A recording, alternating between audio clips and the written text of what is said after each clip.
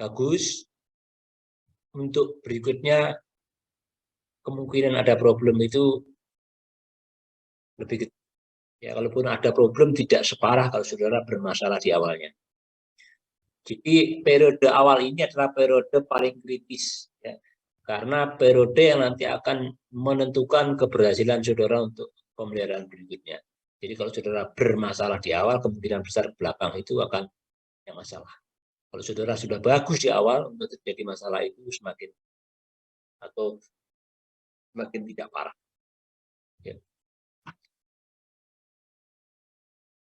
Mengapa ini periode paling kritis? Ya tadi menentukan performa akhir, dan pada periode ini periode yang untuk perkembangan gas turbina, kemudian kekebalan, kemudian sistem pernapasan, ya. Ini di masa ini. Ya. Jadi saya ulangi lagi, bahwasanya periode brooding ini periode butuh pemanas. Jadi sebagai pengganti induk, ya, karena dia bulunya belum tumbuh kembang dengan baik, maka dia butuh suatu pemanas.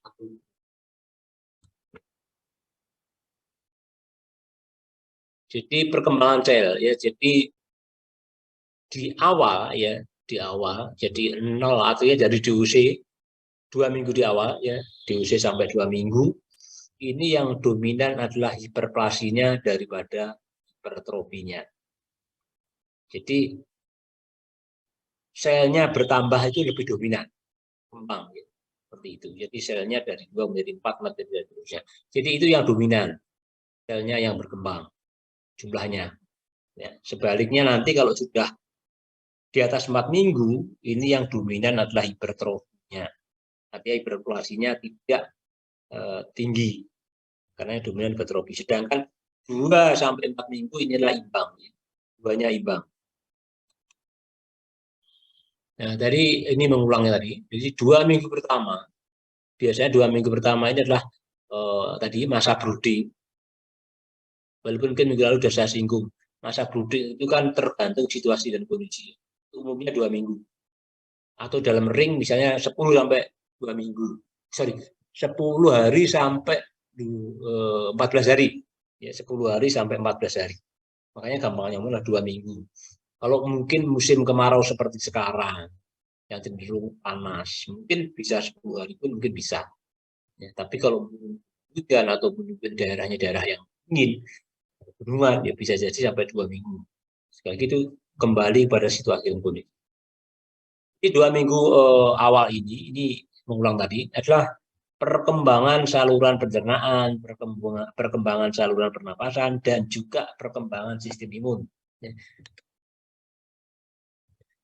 Dan hal penting yang perlu saudara harus ketahui dalam manajemen brooding, manajemen induan ini, pertama dilihat dari manajemen penerimaan DOC. Jadi DOC itu harus diperhatikan kondisi awalnya. Ya. Jadi kalau DOC-nya itu kecil-kecil, ya, di bawah standar, misalnya seperti itu, maka harus betul-betul diperhatikan broodingnya itu harus diperkuat.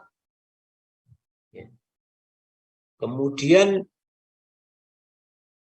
bisa jadi kalau misalnya ya udah DOC-nya kecil, kemudian performanya tanda petik mungkin tidak sehat, ya, mungkin terlalu lama sampainya ke lokasi karena breedingnya terlalu jauh, bisa jadi seperti itu.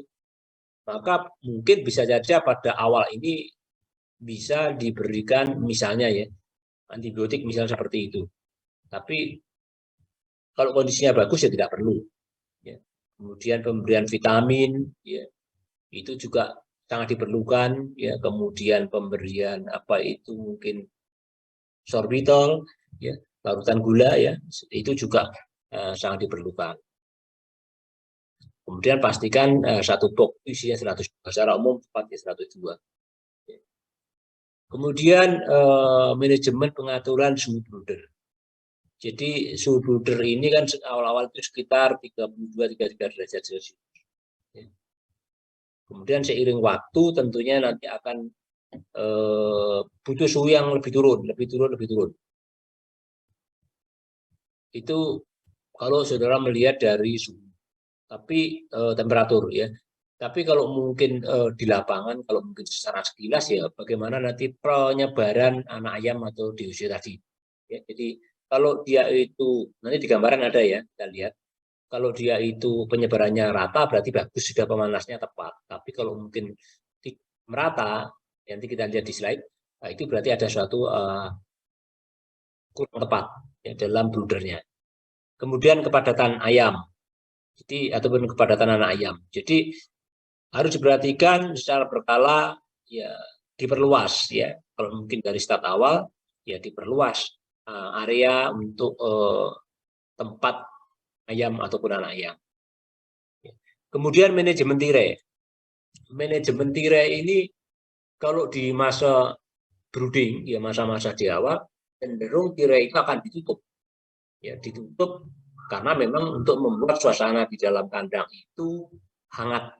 Ya, seperti itu. Sehingga suasana tersebut mungkin cocok bagi ayam ataupun anak ayam. Tetapi bagi saudara, mungkin terasa panas. Ya, harus ditutup.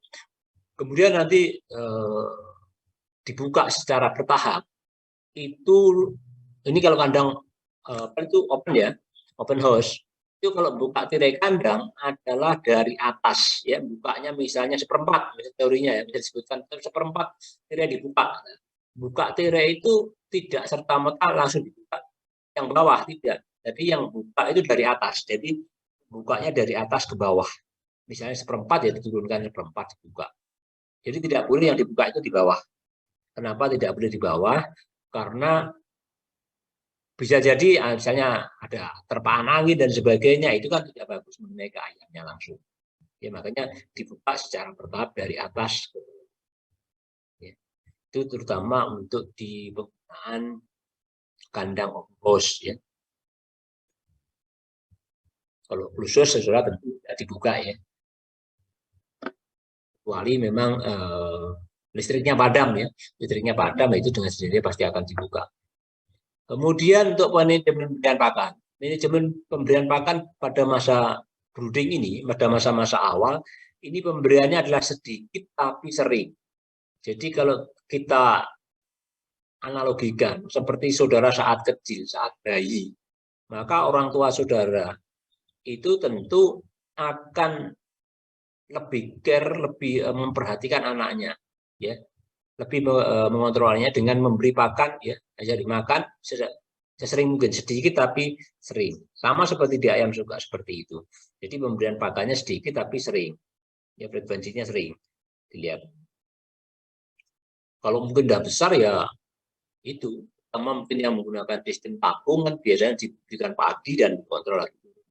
Seperti itu memastikan masih ada. Tapi kalau kecuali penggunaannya sudah otomatis ya itu ya terus ada ya. Tapi tetap harus dikontrol ya bagaimana perkembangan terutama di anak ayam ini. Kemudian pemberian air minum ya, pemberian air minum juga sama ya. Pemberiannya juga ad libitum. Jadi secara umum pemeliharaan di ayam berdaging adalah ad libitum tulisannya ya, ad libitum. Ya, jadi diberikan tanpa batas. Jadi diberikan ada terus. Kemudian manajemen pencahayaan. Jadi pencahayaan untuk di masa brooding ini, jadi lampu kalau malam hari ya dinyalakan. Ya, siang pun kalau mungkin gelap gitu ya dinyalakan saja ya, dinyalakan terus. Ya. Apalagi kalau penggunaan apa itu broodernya menggunakan lampu pijar itu berarti pasti menyala. Terus. Kemudian manajemen liter. Manajemen liter ini tentu ada ya, artinya tetap dipertahankan. Kalau di postal saya nggak berkomentar ya, postal sampai panen besar pun tetap ada liternya alas kandangnya. Tapi kalau menggunakan sistem panggung, ya liter ini tetap pasti digunakan. Ya, karena kalau tidak ada liternya alas kandangnya, walaupun sistemnya panggung, tentu nanti ada kemungkinan anak ayam terperosok ya, walaupun mungkin dipasang jaring ataupun mungkin penyebaran panasnya akan banyak terbuang. Ya, kalau mungkin tidak ada liter sehingga otomatis kan panas akan terbuang melalui apa itu bilah-bilah selat-selat yang lubang di bawah itu. Kalau itu tidak tertutup, maka liter ini tetap diberikan nanti secara bertahap pada masa brooding. Ya, mulai lepas itu start bertahap akan dibuang secara perlahan-lahan. Terutama untuk di kandang apa itu sistem panggung dan menggunakan sistem open house, ya, open house.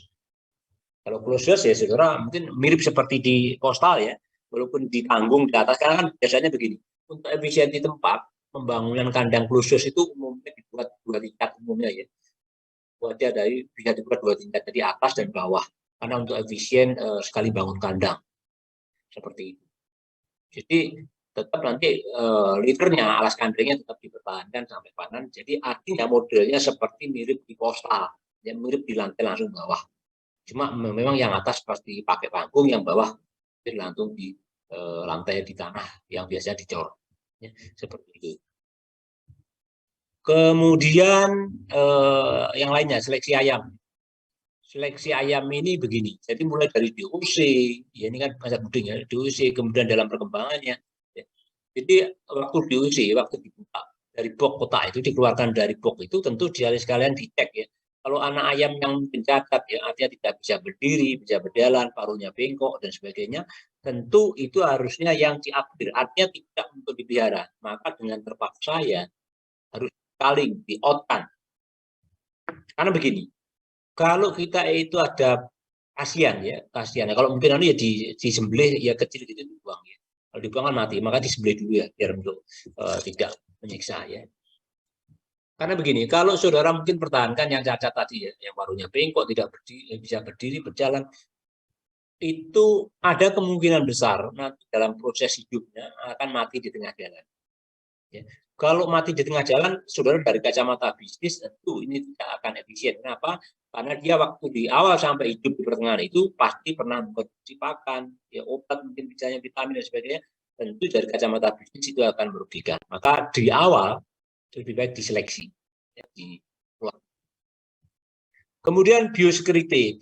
Biosecurity itu pada intinya adalah bagaimana saudara melakukan kontak dengan dalam hal ini ayam minimal mungkin. Artinya begini, agen-agen yang diduga menjadi penyebar dan sebagainya itu harus dihindarkan. Contoh misalnya, orang yang tidak berkepentingan, orang yang bukan karyawan yang memang tidak untuk mengurus saya, ya sebaiknya mungkin kalau tidak urgen sekali ya tidak perlu masuk ke kandang. Ya. Demikian juga binatang liar, burung, misalnya paling banyak burung gereja dan sebagainya yang masuk ke area peternakan juga harus diusir. Demikian juga mungkin ayamnya tetangga, hewannya tetangga yang masuk area kandang, ya, sebaiknya diusir. Ya, seperti itu. Pertama untuk kandang-kandang open ya, karena kan open masuk berhubungan langsung ya. Tapi kalau closed house kan tertutup, tidak bisa masuk ya. Walaupun demikian tetap sebaiknya lebih bagus itu dihindari.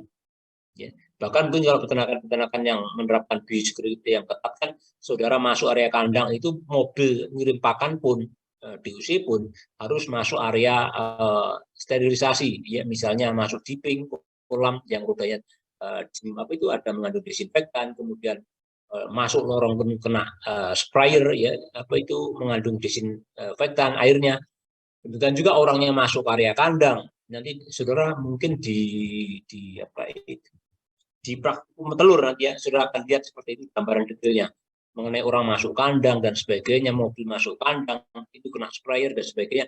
Itu biasanya peternakan-peternakan besar sudah menerapkan itu adalah untuk meminimalkan terjadinya penyebaran penyakit dengan melakukan biosecurity. Kemudian recording, jadi saudara harus catat usianya mulai dari beratnya berapa, jumlahnya berapa, nanti dalam proses hidupnya kematiannya berapa dan sebagainya harus rajin dilakukan recording. Ya. Saudara nanti recording ini sangat penting ya. Saudara misalnya tidak beternak ayam pun atau beternak-ternak yang lain pun dalam hal ini melihat kondisi ternak. Saudara menjadi seorang praktisi dokter hewan praktek pun saya yakin saudara dokter hewan yang bijak pasti punya recording tentang data pasiennya. Ya. Jadi, namanya siapa, alamatnya apa, sakitnya pernah apa ke situ misalnya, kemudian apa yang pernah dilakukan sehingga memudahkan apa? Memudahkan kalau saudara nanti kontrol hewan ternak tersebut datang ke pasien. Itu ke tempat praktek saudara. Kemudian berikutnya, ini adalah suhu untuk pemeliharaan ayam ya. Seperti saya sampaikan tadi, jadi sekitar 32 derajatan. Ya. Jadi 3 hari pertama 32 derajat Celcius, kemudian 3 hari berikutnya 31 derajat Celcius, artinya bertahap turun 1 derajat. Atau yang paling simpel ya ini kalau misalnya lihat kondisi ayam, jadi dilihat dari penyebaran anak ayamnya. Ini gambaran saya sampaikan tadi, bagaimana dilihat dari kondisi real di kandang. Contoh gambaran ini, saya sudah perhatikan, kalau dia anak ayam kondisi dalam posisi seperti ini, berarti karena dia di tengah, menggerombol di tengah, kemungkinan besar adalah broodernya, pemanasnya adalah kurang panas. Artinya ayam ini, anak ayam ini masih kedinginan. Sehingga dia otomatis akan menggerombol mendekati pemanas. Jadi umumnya brooder pemanas itu kan di tengah. Maka kalau anak ayam itu mendekati pemanas, kemungkinan besar adalah karena kedinginan, berarti kurang panas. Sebaliknya, kalau anak ayam itu justru berada di pinggir semuanya, ya ini dia berada di kan lingkaran, berarti kan tikbat atau berdekat ya, seng pelingkar kemarin ya. Jadi kalau dia di pinggir seng pelingkar seperti ini, menjauh dari broodernya berarti kepanasan. Ya berarti broodernya perlu dikurangi panasnya, ya jangan terlalu panas. Ya. Kemudian berikutnya, kalau ini penyebarannya hanya pada, oke di tengah ada, di pinggir juga ada, tapi hanya pada sebelah sini. Ya, pada sebelah sini kemungkinan itu ada suatu tirainya terbuka, ya tirainya terbuka sehingga ada angin masuk. Ya, jadi ada angin masuk melalui arahnya dari sini. Ya, anginnya ada arahnya dari sini sehingga otomatis terkena angin, dia otomatis berusaha menghindar ke sini. Ada kemungkinan begitu. Yang kedua, bisa jadi saudara masuk ataupun mungkin ada sesuatu yang mencurigakan takut, yaitu dia bergeser seperti ini. Ya, saudara masuk dari sini bisa saja seperti itu. Ya, takut ya seperti itu kan biasa seperti itu. Ini berarti adalah seperti itu. Kemudian yang bagus yang bagaimana? Yang seperti itu. Jadi kalau pemanasnya sudah tepat sesuai dengan kondisi anak ayam, saudara bisa intip ya dari tirai itu dari jauh kan kelihatan. Nah, seperti ini. Jadi penyebarannya di berbagai sudut, berbagai tempat itu rata. Ada anak ayamnya semua. Tidak hanya pada salah satu bagian saja, tetapi secara umum merata. Berarti kalau seperti ini adalah bagus, sudah sesuai suhunya. Itu simpelnya. Kemudian ini berikutnya, ini adalah kalau saudara menggunakan pemanas brooder, menggunakan gasolek. Gasolek itu ya sebetulnya pada prinsipnya sama dengan kompor ya. Kompor tapi kompornya modelnya ya seperti ini. Jadi dia menaruhnya posisinya miring seperti ini ya. Jadi ujungnya nanti dihubungkan dengan selang, ini biasanya pakai menggunakan LPG ya. LPG. Jadi posisi miring seperti ini. Sehingga diharapkan dari sudut ini ya dengan ketinggian 140 cm ya atau 1,2 sampai 1,4 meter. Ini suhunya di sekitar sini ya. Ini 32 derajat. Ya, jadi diharapkan sekitar itu. Berikutnya, kalau menggunakan saudara pemanas minyak tanah, ya, ini kan seperti kayak topi gitu ya. Nah, ini juga bisa saja menggunakan entah itu kompor minyak tanah ataupun mungkin kompor apa itu LPG pun, ini sama aja prinsipnya. Tapi ini kan datar seperti ini, ya seperti di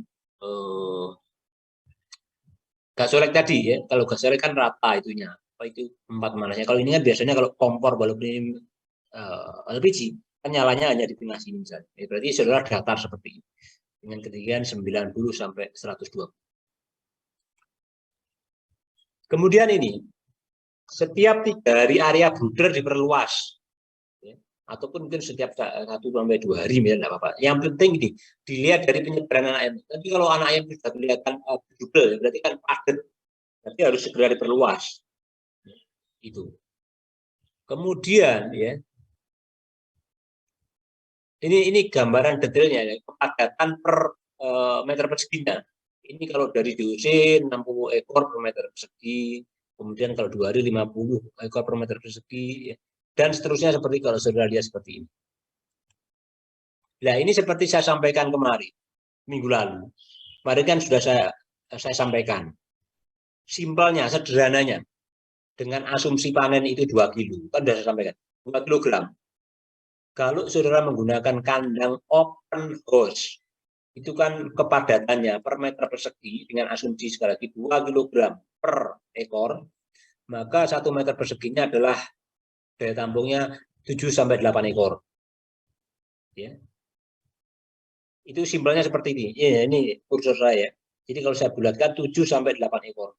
Saya bulatkan seperti itu. Tapi kalau saudara itu menggunakan kandang close house, ya, itu sekitar 13-15, walaupun ada yang kemarin ya saya sampaikan sampai 17 pun masih direkom bagus, tapi lebih dari itu tidak bagus. Tapi yang lebih tepatnya ini ya, ini lebih tepatnya seperti ini ya. Lebih tepatnya seperti ini. Ya. Ini untuk di kandang open atau kandang terbuka. Jadi lebih tepatnya ini. Jadi pada kandang terbuka ya. Ini 15 kg per meter persegi.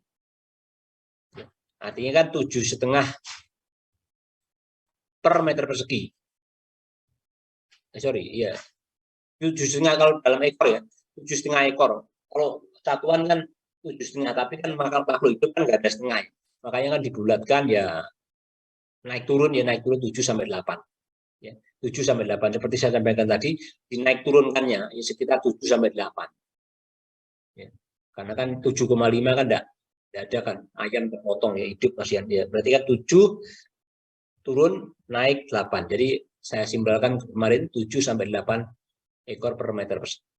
Sedangkan kalau saudara menggunakan sistem closed house atau tertutup, maka adalah 25 sampai 30 kg per meter persegi. Nah, ini kalau dibuat itu ya, per ekornya kan sekitar 12,5 sampai 15 ekor kan begitu. Karena 12,5 nggak ada ya, dianggap aja 13 lah. Ya. Jadi 13 ekor sampai 15. Ya, seperti saya sampaikan tadi, 13 sampai 15 ekor per meter persegi. Jadi kalau saudara nanti bangun kandang, tinggal saudara bagi aja. Berapa luasnya, saudara nanti ya seperti ini gambarannya. Ya. Itu saudara lihat apakah close atau open, gitu aja. Kemudian manajemen pemeliharaan ayam ini yang berhubungan dengan pemberian pakan. Ya. Jadi saat BUC datang langsung diberi pakan. Ya. Ini seperti saya sampaikan minggu lalu. Teori broiler modern adalah saat BUC datang langsung ada pakannya.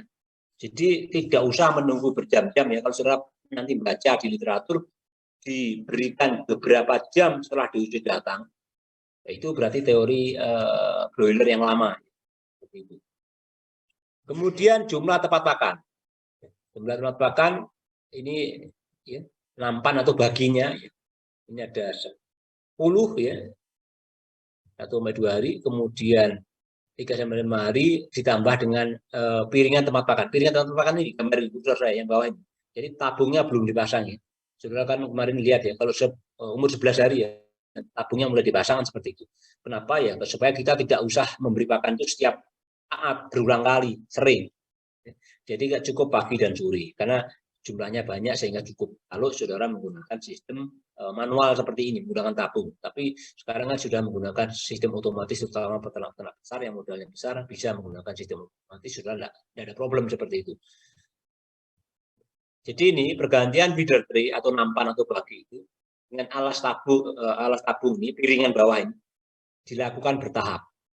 Ya, jadi saudara tidak boleh serta-merta langsung diganti hilang spontanitas gitu ya. Jadi bertahap pergantiannya itu pelan-pelan supaya dia tidak shock, tidak kaget. Kemudian yang perlu diperhatikan, di bawah pemanas jangan ada tempat pakan. Jadi di bawahnya brooder persis tepat itu jangan ada tempat pakan, karena akan kena panas ya, nanti akan mempengaruhi terhadap kualitas gizi. Jadi nutrisinya akan kemungkinan rusak atau terganggu. Kemudian tempat pakan ya, harus bersih dari sekam dan kotoran. Jadi secara berkala ini kan memang anak ayam yang kecil ya, dia kadang juga naik sini. Ya tentu harus diperhatikan. Mungkin dia dibuang kalau ada sisa. Makanya pemberiannya kan sedikit tapi sering. Makanya tadi di awal saya sampaikan pemberiannya itu sedikit tapi sering, tidak langsung banyak. Karena kan nanti dikontrol kalau campur kotoran, campur sekam dan sebagainya kan ya itu. Supaya nanti Kalau dibuang itu tidak aman kalau terlalu banyak. Kemudian berikutnya, pemberian pakan ini ya. Jadi program pemberian pakan ini tadi sudah saya sampaikan. Kalau di awal frekuensinya itu lebih sering, ya, sedikit tetapi sering. Tapi seiring waktu nanti akan jarang. Makanya cukup 2 kali ya, seperti saya sampaikan, cukup 2 kali pagi dan sore. Ya, kontrol seperti itu kalau sudah besar. Jadi sedikit tapi sering ya. Kemudian pemberian air minum. Ya, jadi pada saat dosis datang, berikan vitamin atau elektrolit ataupun mungkin begini, diberikan tadi saya sampaikan sorbitol. Ya, sorbitol itu ya mirip seperti larutan gula gitu ya. Biasanya kalau peternak-peternak tradisional mungkin menggunakan gula merah tuh ya, gula aren atau gula gitu, seperti itu. Apalagi anak ayam kondisinya sangat lemah, jadi sangat mutlak sekali diberikan vitamin. Bahkan mungkin kalau tadi saya sampaikan, yang ekstrim ya, artinya yang memang terlalu lemah, kondisinya tidak sangat bagus sekali, bisa ditambahkan antibiotik. Kemudian setelah diusir datang, ya, 3 hari pertama berikan antibiotik, disampaikan ya ini. Tapi kalau sekarang ya, kebanyakan perusahaan besar, apalagi yang orientasinya adalah ekspor, ini biasanya menghindari antibiotik. Jadi free antibiotik. Maka saudara harus betul-betul sangat ketat sekali diperhatikan. Makanya sejak awal broodingnya itu betul-betul sangat diperhatikan karena dia di sini tidak menerapkan pemberian free antibiotik.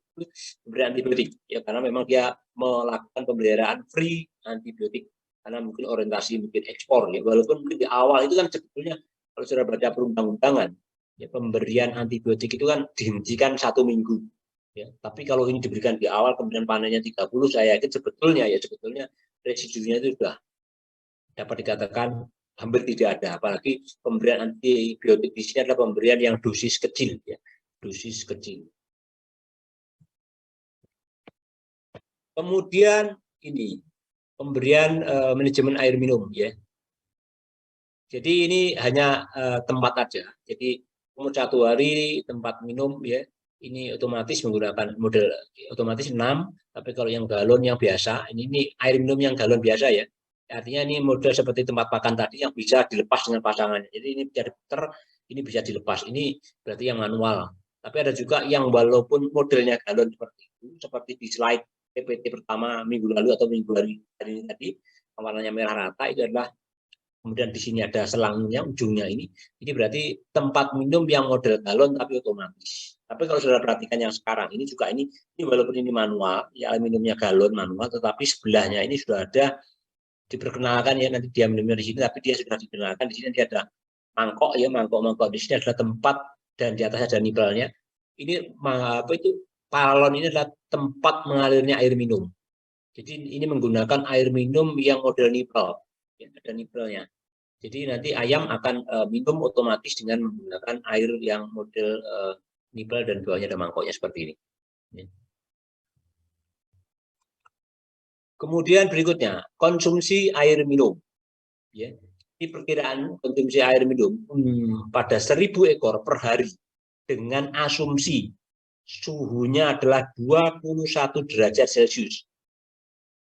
Maka kebutuhan air minum adalah 1,6 sampai 1,8 kali dari konsumsi pakan. Simpelnya ngomong ya, saya ngomong simpelnya, gampangnya ngomong. Konsumsi air minum adalah 2 kalinya dari konsumsi pakan. Nah ini dengan kondisi apa? Kondisi tanda petik normal. Normal adalah apa? Normal dalam kondisi genetiknya ayam. Nah bagaimana kalau dipelihara di Indonesia yang dipelihara di open house, kandang terbuka, yang notabene suhunya tidak bisa kita setting seperti di closed house, ya otomatis kan suhu lingkungannya kan panas ya. Kita tahu bahwasanya Indonesia kan negara tropis. Siang hari pada saat musim panas seperti sekarang, saya yakin di atas 30 derajat. Apalagi kalau Surabaya kan bahkan 34 pun bisa terjadi sama dengan di suhu bruder ya. Seperti itu. Artinya apa? Berarti air minumnya itu pasti akan lebih banyak. Tidak seperti ini. Karena itu sudah mekanisme tubuh normal. Dia bagaimana kalau menghadapi suhu lingkungan yang panas, sama seperti saudara panas, habis olahraga, habis jalan-jalan sebagainya karena panas, maka mekanisme tubuh akan berusaha ingin minum. Jadi ingin minum yang banyak. Artinya apa? Kalau ayam itu minumnya lebih banyak, otomatis apa? Porsi pakannya akan berkurang. Padahal kita tahu nutrisi itu banyak terdapat di mananya? Di pakan. Maka akan terjadi apa? Akan terjadi performa ayam kurang bagus. Karena apa? Karena asupan nutrisinya berkurang karena banyak minum. Sebenarnya seperti itu, selain terjadinya gangguan dalam metabolisme tubuh, fisiologi tubuhnya untuk tadi osmosis ya, gerakan misalnya osmosis seperti itu. Itu akan terganggu dengan adanya seperti itu. Sehingga adanya penyakit ataupun kondisi dengan distres. Dengan distres seperti itu, maka selain air minumnya tadi banyak, pakannya berkurang, ganggu seperti itu, juga akan mengganggu terhadap fisiologi metabolisme. Jadi dengan seperti itu juga sistem imun juga akan mudah turun sehingga penyakit akan mudah masuk. Itu jalan penyakit seperti itu. Oke, berikutnya sanitasi air minum. Ya. Jam berapa ini? Oke, sudah 8 kurang 22. Karena slide-nya masih banyak, ya, saya agak cepat. Sanitasi, kalian mungkin ada yang ditanyakan nanti ya. Sanitasi. Sanitasi air minum ini, jadi sanitasi itu simpelnya artinya kan sudah pasti paham ya. Gampangnya ngomong kebersihan, tapi kan pandangnya penataan kebersihan untuk mempertahankan ataupun mungkin meningkatkan kondisi sehat di dalam kandang, di lingkungan kandang, dan di sekitar usaha peternakan. Jadi untuk sanitasi air minum, ya, jadi air harus selalu bersih dan segar. Seperti mungkin Minggu lalu sudah saya sampaikan. Maka air ini adalah kebutuhan yang sangat mutlak, sangat vital, dan diharapkan kualitasnya harus juga bagus. Karena salah satu penyebab poli yang dominan adalah dari faktor air minum yang kualitasnya tidak bagus. Ya, itu makanya kemarin pun ya, sudah saya sampaikan FK itu sebetulnya harusnya punya kandang khusus. Saat ini harusnya sudah berdiri. Karena sudah tahun lalu sudah dilakukan survei. Ya. Seperti itu untuk pengukuran, tapi ternyata airnya payau. Ya. Kemudian berikutnya, jadi terutama tadi sudah saya sampaikan, ini adalah untuk mencegah terjadinya kolibasilosis yang disebabkan oleh Escherichia coli. Maka disarankan adalah penggunaan klorin. Ya. Kalau saudara mungkin pernah melihat ya di air PDAM itu kan biasanya yang bagus kan mesti ada putih-putihan ya, baunya bau khas klorin. Itu yang kita ketahui dari PDAM. Demikian juga dalam untuk pemeliharaan ayam pun sebaiknya ya, idealnya adalah seperti itu. Jadi diberikan klorin dengan dosis berapa? Dosisnya sekitar 3 sampai 5 ppm. Part per million. Jadi artinya misalnya saya asumsikan dengan asumsi klorin itu anggap aja misalnya simpelnya ya 100% walaupun tidak persis 99% itu, maka kalau 3 kilogram klorin itu bisa digunakan untuk 1 juta ya, 1 juta liter air. Jadi kan per part per million ya. Jadi 3 kilogram klorin dalam asumsi 99% untuk 1 juta liter air. Berarti dosisnya sangat kecil sekali. Kalau mungkin ini 50% ya sudah tinggal bagi aja. Berarti untuk 500 ribu liter air.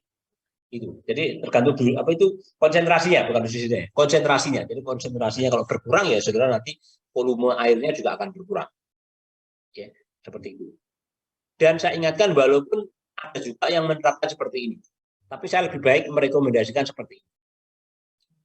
Air minum yang diberi klorin itu sebaiknya tidak langsung diberikan ke ayam. Walaupun ada juga sih peternakan yang langsung diberikan klorin itu langsung dialirkan untuk dikonsumsi ayam. Tapi lebih bagus itu kalau yang saudara klorin itu di penampungan airnya. Jadi untuk memberi airnya itu di klorin, setelah itu baru paling tidak besoknya itu dialirkan untuk air minum itu bagus. Artinya memang minggu lalu sudah sampaikan, pemberian klorin ini bukan untuk mensterilkan ayamnya, tapi untuk mensterilkan air minumnya. Supaya mungkin kolinya mungkin yang ada di situ, Escherichia colinya ada di situ, bisa terbunuh, misalnya seperti itu. Sehingga air minumnya nanti bagus bahkan untuk ayam. Sudah kalau mungkin untuk membuktikan ini ya, mengapa saya sarankan adalah sebaiknya tidak diberikan langsung. Memang ayam kemungkinan tahan ya. Kalau saudara perhatikan, misalnya saudara punya apa itu, akuarium yang isinya ikan hias misalnya. Saudara kalau menggunakan airnya misalnya air PDAM, saudara mungkin alirkan, mungkin ada beberapa ikan yang langsung kelenger bahkan mati. Nah itu karena apa? Karena klorinnya itu tidak tahan. Ya, ikannya nggak tahan akhirnya mati. Saudara mungkin pernah pengalaman seperti itu, yaitu karena mati karena klorinnya. Maka sebaiknya kan, apalagi saudara ikan-ikan hias yang mahal, sarannya adalah penggunaan PDAM itu tidak salah, itu bagus. Tapi sebaiknya jangan langsung diberikan ke akuariumnya. Nanti yang tidak tahan akan tadi mati, ya seperti ini. Di ayam pun mungkin kuat ya, tapi itu kan juga akan menimbulkan paling sedikit banyak stres. Baik, berikutnya adalah pengaturan air minum. Untuk pengaturan ketinggian air minum ini, ya, ini adalah ini sejajar dengan punggung ayam. Ya. Jadi sejajar dengan punggung ayam. Jadi ininya ya, piringannya itu tempat minum, ataupun mungkin apa itu nipelnya ini, ya, sejajar dengan punggung ayam. Ya. Sorry, kalau yang sejajar punggung ayam itu yang ini. Yang apa itu model galon maksud saya. Jadi kalau yang model galon, entah itu galon otomatis ataupun manual seperti ini, air minum yang bawahnya ini sejajar dengan punggung. Jadi dia kalau minum itu sejajar dengan punggung seperti itu. Tapi kalau yang nipel seperti ini, dia membentuk sudut 45 derajat, artinya agak miring gitu, miring ke atas bukan ke bawah ya, miring ke atas. Jadi dia otomatis minumnya, pentilnya itu, nipelnya itu di atas sedikit, ya, membentuk sudut seperti ini. Bukan di bawah ya, bukan di bawahnya itu, sehingga tidak membentuk 45 kalau itu lebih ya. Rata-rata kan 90 ya, jadi kalau sudut datar sejajar punggung itu kan 90. Itu untuk yang model galon. Apakah galon otomatis ataupun mungkin galon yang manual seperti gambar ini. Kemudian, nah ini adalah kualitas air minum ya, yang harus dijaga. Ini mungkin kayak kelihatan. Minggu lalu pas ini apa mungkin sama ya. Apa itu Brojos itu mekanismenya ternyata kalau di langsung slideshow itu ada yang kelompatan. Ini kayak penghitungan dosis klorin tadi juga kelihatan. Tapi sudah saya sampaikan. Simpelnya tadi sudah saya sampaikan. Apa itu ini? Oh ini. Nah ini. Tapi sebelumnya ini ya. Kualitas air ini harus dijaga. Artinya memang idealnya itu ini kolinya di air minum itu 0, maka diberi klorin tadi supaya bisa 0, bisa mati ya. Jadi ini adalah standar kualitas air yang bagus. Jadi air yang bagus itu ya saudara ini nggak mendapatkan, tapi saudara sekedar tahu aja. Nanti saudara secara berkala, misalnya adalah 2 kali dalam setahun, apalagi peternakan saudara itu peternakan besar ya, saudara misalnya sebagai manajer atau konsultan, saudara menyarankan adalah 2 kali dalam setahun air minum itu harus dicek kualitasnya, dilabkan. Bagaimana gambaran air minumnya? Jadi air minumnya bagus itu seperti ini, ya, seperti di gambar ini. Kemudian ini adalah penghitungan klorin. Ini kalau nggak di model ini kelompatan, seperti penggunaan kandang Brojos minggu lalu kelompatan ya. Sebetulnya ada gambarannya yang bagus ya, jadi cara ditarik keluar. Baik, ini adalah dosisnya. Tadi saya sampaikan 3-5 ppm. Ya seperti ini. Ini contoh kalau misalnya 50% ya seperti saya sampaikan tadi. Ya, ini. Jadi saudara lihat ini powder ya, powder itu tablet.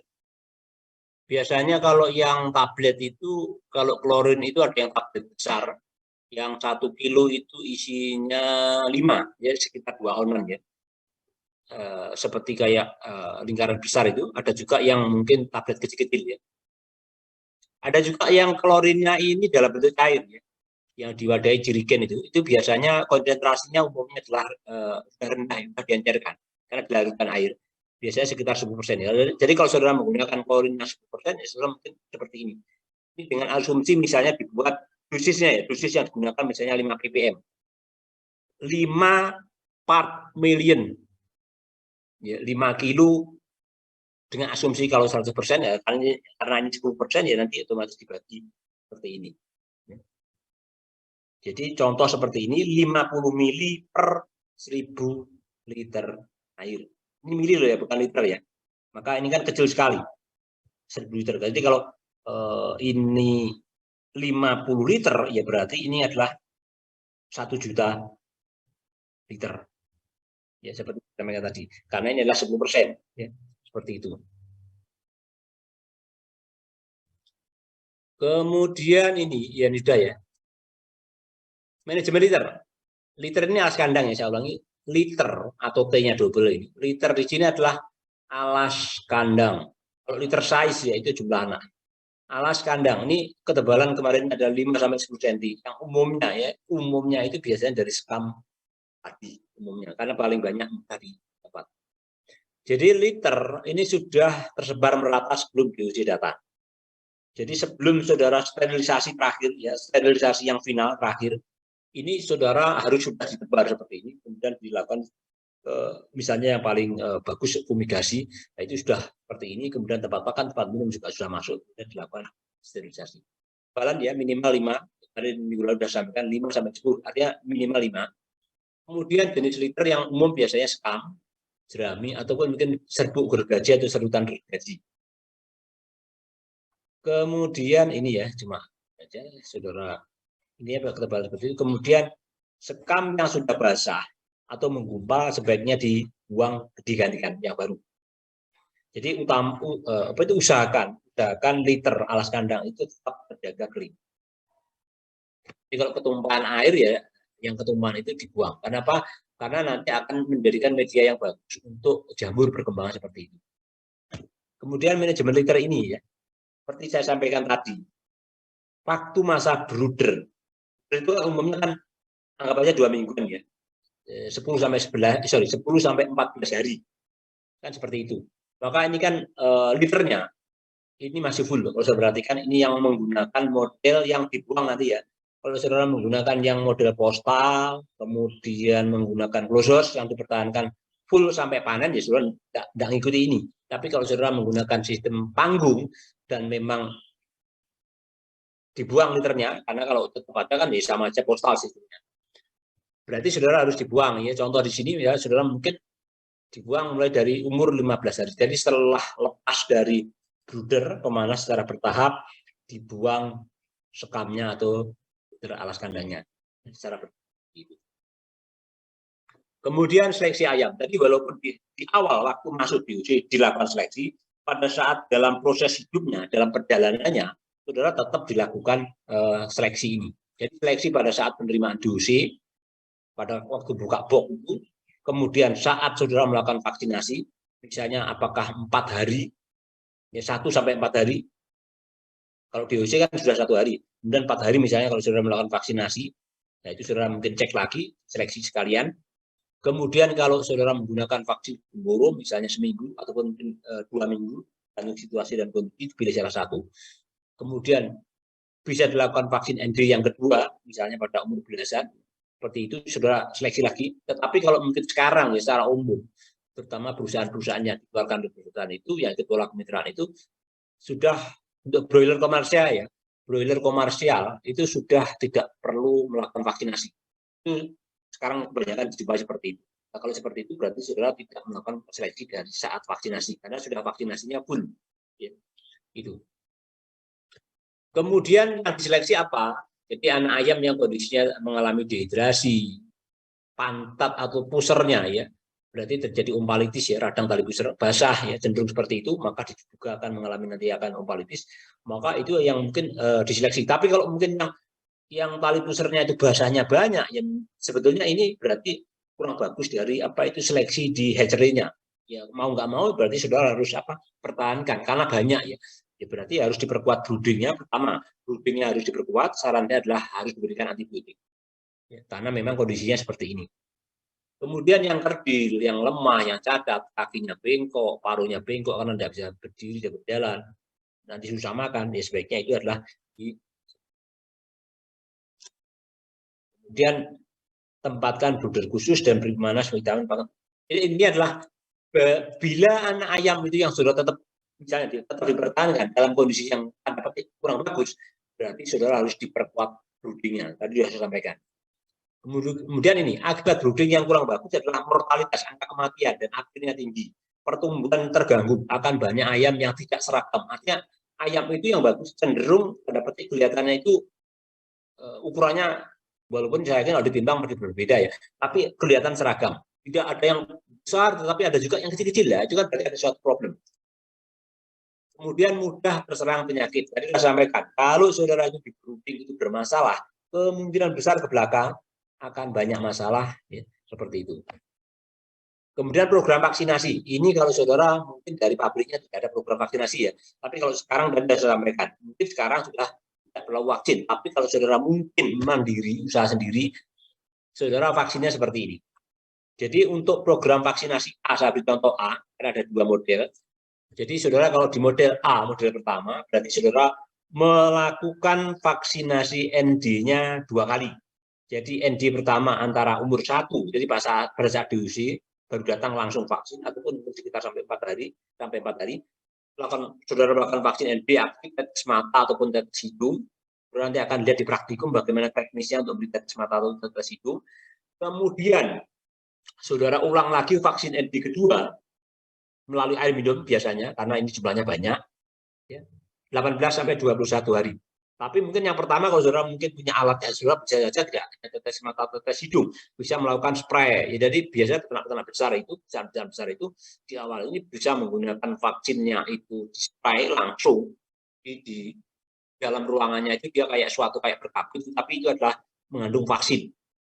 Kemudian kalau saudara menggunakan vaksin gumboro atau infeksius bursal IBD, saudara lihat kemarin waktu di praktikum sapi ayam berdaging, saudara akan dapat, itu kalau saudara bisa gunakan antara umur 7 sampai 14 hari, dilihat dari situasi dan kondisi di lapangan. Kalau di peternakan, di area peternakan saudara itu banyak dijumpai IBD pada umur belasan, baiknya divaksin pada umur awal, umur 7-8 hari, tapi kalau terjadi di atas 20-an hari, saudara saya sarankan gumboronya diberikan umur di atas 2 hari, misalnya 13-14 hari. Kemudian program yang kedua, kalau saudara ND-nya langsung sekaligus, jadi antara 1-4 hari tadi, tidak hanya sekedar tetes mata, tetes hidung ataupun sprayer, tetapi juga diberikan ND pill atau inaktif dengan cara disuntikkan suputan di belakang kepala seperti ini. Itu adalah suputan, ya, yang vaksinnya warnanya putih, saudara nanti akan lihat di praktikum online pemeliharaan ayam. Kemudian IBD-nya sama seperti tadi. Baik, berikutnya adalah recording untuk pencatatan. Jadi saudara harus rajin mencatat bagaimana gambaran tentang mortalitasnya, angka kematiannya, penggunaan pakannya, penggunaan obat ataupun vaksin, adanya sakit, kemudian keamanannya, pertumbuhannya, kemudian secara umum hasil pemeliharaannya, kemudian analisis bisnisnya. Jadi saudara harus hitung usaha itu menguntungkan atau tidak sebagainya, sehingga saudara akan untuk evaluasi untuk periode berikutnya. Berikutnya adalah penghitungan performance broiler. Ini mengacu pada dua, ya. Pertama, ini biasanya perusahaan-perusahaan besar mitraan mengacu ini, indeks performance. Kemudian yang kedua, feed conversion ratio atau FCR atau feed conversion rate. Jadi FCR atau feed conversion ratio atau feed conversion rate ini yang paling saudara akan sering dengar jumpai di perkuliahan. Di itu penelitian pun saudara mungkin mahasiswa menggunakan yang ini karena ini yang paling sederhana, paling mudah sekali. Karena apa? Jadi FCR untuk ayam berdaging adalah berapa banyak jumlah pakan yang dihabiskan dibagi dengan berapa banyak jumlah panennya. Jadi kilogram ayam yang dipanen itu berapa? Itu FCR ya, rasio konversi pakannya.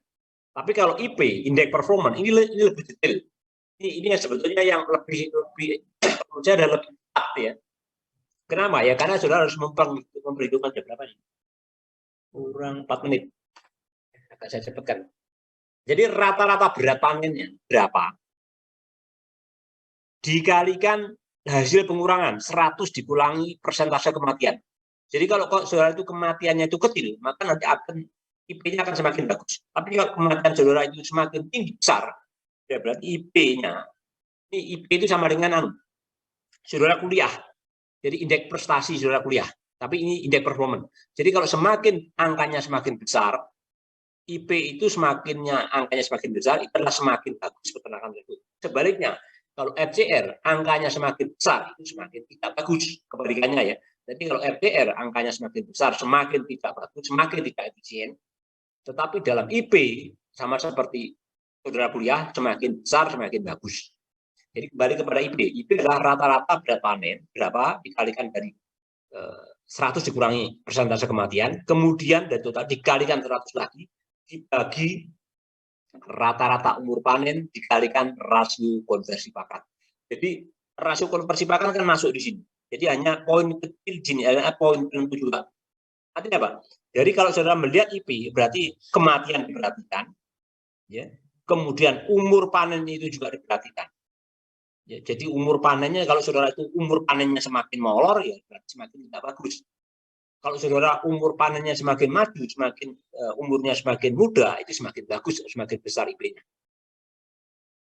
Biasanya, ya saya ngomong biasanya ya, jadi peternakan yang bagus itu IP-nya itu di atas misalnya 400, itu yang bagus. Tapi kalau yang saudara mungkin yang sulit dapat dikatakan oke lah, sangat bagus sekali ya, di atas 450, bahkan yang sangat ekstrim 500 itu ada, tapi jarang. Tapi kalau itu terjadi, saudara mungkin pemeliharaannya sudah istimewa ya, kalau menurut saya ya. Saudara sampai IP-nya 500, itu berarti saudara sudah istimewa pemeliharaannya. Oke ya, itu anak-anakku semuanya. Ini adalah air minum yang galon otomatis seperti yang saya sampaikan tadi. Baik, karena inilah sesi terakhir untuk tentang di broiler.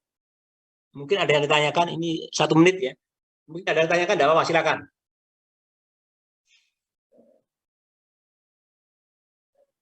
Tidak ada?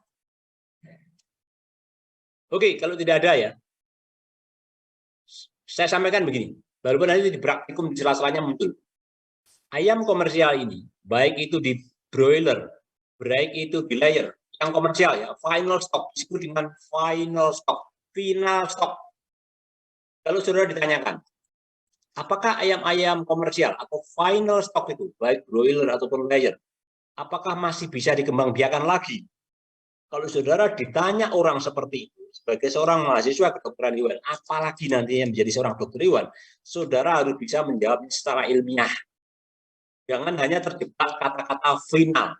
Biasanya secara umum, ini secara umum ya, jawaban mahasiswa kedokteran hewan ataupun mungkin peternakan, bahkan yang mungkin, mohon maaf, dokter hewan yang mungkin tidak paham, itu jawabnya tidak bisa.